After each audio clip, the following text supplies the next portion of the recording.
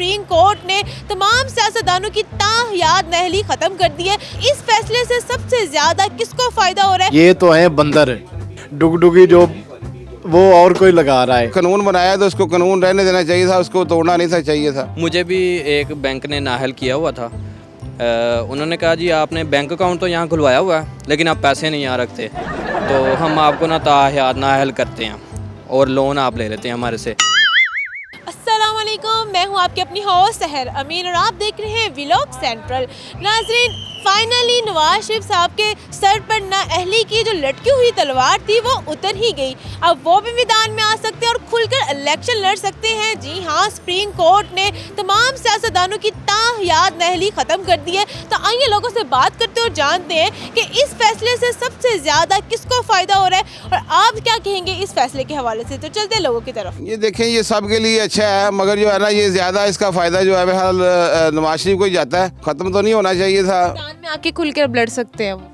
नहीं लड़ सकते हैं मगर ये होना नहीं चाहिए था। ये अगर एक कानून बनाया तो उसको कानून रहने देना चाहिए था, उसको तोड़ना नहीं था चाहिए था। ये तो बहुत अच्छी बात है जी, उन्होंने तायाद सियासतदानों की नाअहली ख़त्म कर दी है। और मसला ये है कि मैं भी नस्वार करता था तो मेरी बेगम ने मुझे घर में घुसने से मना किया हुआ था कि नस्वार छोड़ोगे तो फिर घर आओगे। तो ये तो अच्छी बात है।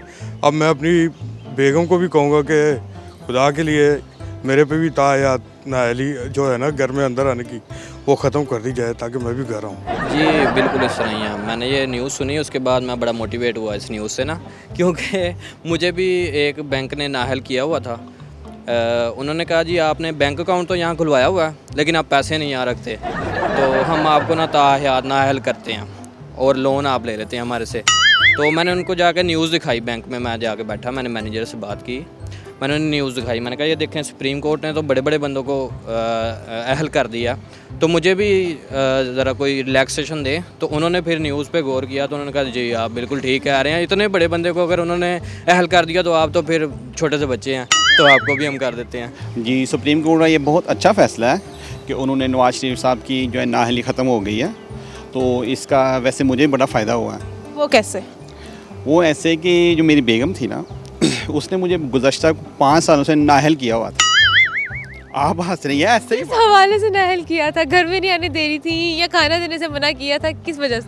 उन्होंने नाअहल ये किया हुआ था कि आपने जनाबेली जो सुबह का नाश्ता है ना वो ख़त्म है, ठीक है, नाश्ते से नाअहली थी।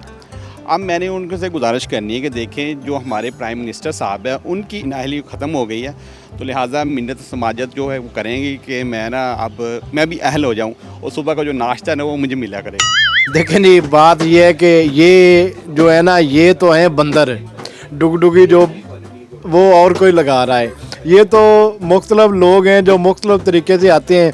जब इनकी ज़रूरत होती है वो, अगर इनकी नवाज शरीफ की ज़रूरत होगी तो वो नवाज शरीफ को ले आएंगे, इमरान खान की होगी तो इमरान खान को ले आएंगे। आपके बकौल जितने सियासतदान हैं वो बंदर है, डुगडुगी किसी के और हाथ। वो डुगडुगी बजाने वाला कोई, वो आपको भी पता है, मुझे भी पता है, बल्कि हर बंदे को पता है जो वो बजा रहे हैं और ये करवा रहे हैं। इस बात को छोड़ें जी, सुप्रीम कोर्ट ने बेहतरीन फैसला किया है। हम अपने दिल पे हाथ रखे नवाज शरीफ साहब को भी एक्सेप्ट करते हैं, मानते हैं, ठीक है ना। लेकिन मेरी सुप्रीम कोर्ट से एक गुजारिश है कि ए ਜਿਹੜੇ ਚਾਹਤ ਫਤਿਹ ਅਲੀ ਖਾਨ ਸਾਹਿਬ ਨੇ ਨਾ, ਇਹਨਾਂ ਨੂੰ ਖੁਦਾ ਦਾ ਵਾਸਤਾ ਸਾਰੀ ਜ਼ਿੰਦਗੀ ਨਾਅਹਲ ਕਰ ਦਿਓ।